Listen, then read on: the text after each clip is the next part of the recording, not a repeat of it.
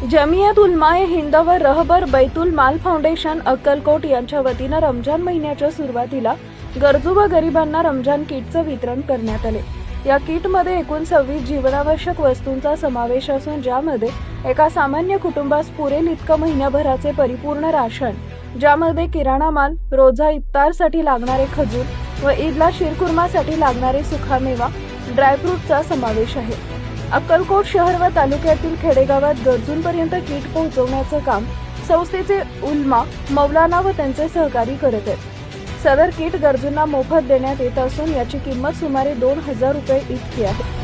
आतापर्यंत 200 किटचं वितरण झाले असून ग्रामीण भागातून अजून किटची मागणी वाढत आहे। तरी जास्तीत जास्त गरिबांपर्यंत, गरजूंपर्यंत किट पोहोचवण्यात यावे याकरता समाजातील दानशूर व्यक्तींनी पुढे यावे असं आवाहन जमियत उलमा हिंद शाखा अक्कलकोटचे अध्यक्ष मौलाना इब्राहिम